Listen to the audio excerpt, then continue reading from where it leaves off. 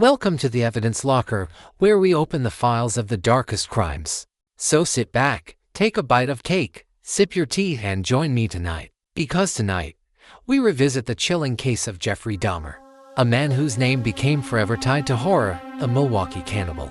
This episode is based on documented evidence and court records.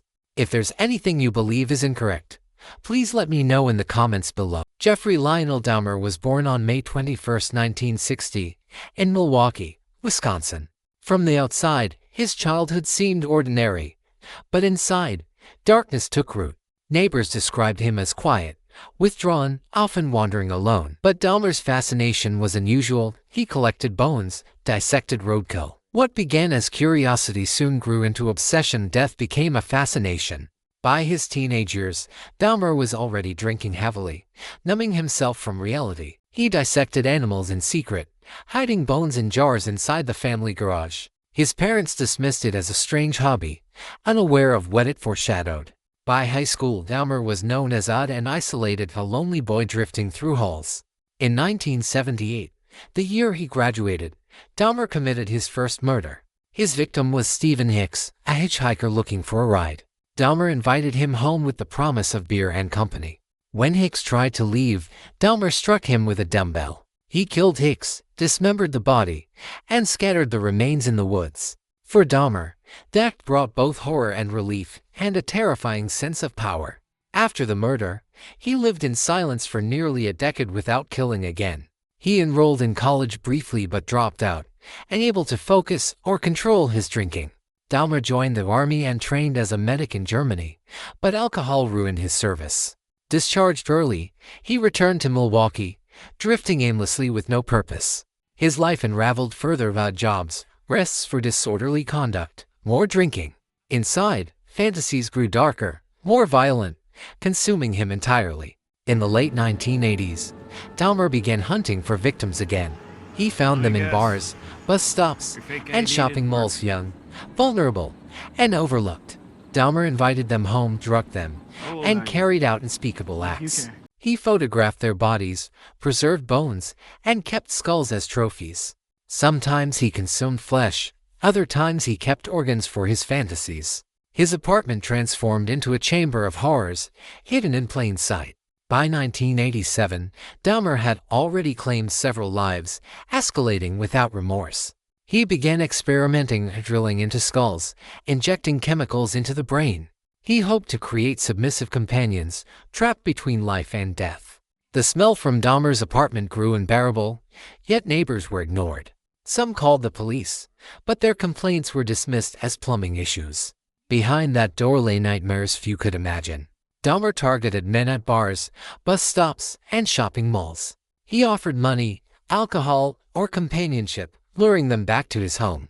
Once inside, few ever walked out again. The apartment became both prison and tomb. One victim, 14-year-old Connor Xanthosophone, briefly escaped in 1991. Neighbors found him drugged and bleeding, and called the police. Dahmer convinced officers it was a lover's quarrel. The police returned the boy to Dahmer's apartment, where he was murdered soon after. It was one of the most tragic failures of law enforcement in U.S. history. By the summer of 1991, Dahmer's spree was escalating, his apartment filled with horrors. On July 22, a man named Tracy Edwards managed to escape. He ran into two police officers and led them back to Dahmer's apartment. Inside, officers found photographs, skulls, and a freezer filled with body parts. The nightmare had finally been uncovered. News of Dahmer's arrest shocked the world. Families of the victims wept in courtrooms, demanding justice. The oldest sister of Errol Lindsay, whatever your name is, Satan, I'm mad. This is how you act when you are out of control. I don't want to ever see my mother have to go through this again. Never, Jeffrey! Jeffrey! I hate you, motherfucker! Dahmer confessed in chilling detail, admitting to 17 murders. Oh, don't fuck with me, Jeffrey. I'll kill you. God damn it. Look at me, motherfucker. I can kill you. I can kill you. His calm tone disturbed everyone, as if recounting routine events. At his trial in 1992, the courtroom was packed, filled with grief and anger. The jury found him guilty on 15 counts of murder. He was sentenced to 15 consecutive life terms, nearly 1,000 years in prison. In prison, Dahmer was both infamous and vulnerable. He spent his days reading the Bible, drawing, and working quietly in the chapel. But even behind bars, Dahmer could not escape fate. On November 28, 1994, fellow inmate Christopher Scarver attacked him. Dahmer was beaten to death with a metal bar in the prison bathroom. His life ended violently, the same way he had taken so many lives. For many, his death brought a sense of closure, but not true peace. The scars left by Dahmer's crimes remain etched in memory. Jeffrey Dahmer's name is now synonymous with darkness, a cautionary tale of evil. Even decades later, his story continues to haunt and disturb the world. Books, films, and documentaries still attempt to explain his mind.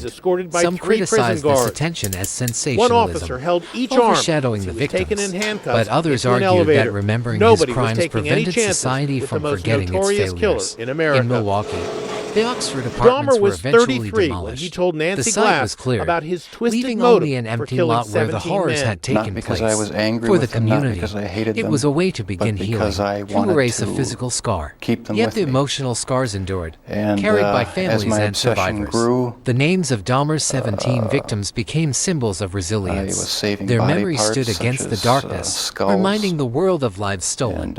and In the end, the legacy of Jeffrey Dahmer was not his evil, but the voices that rose to confront it. I'm the Evidence Locker. What do you think about Jeffrey Dahmer? Comment below, and don't forget to like and subscribe so you won't miss the next case.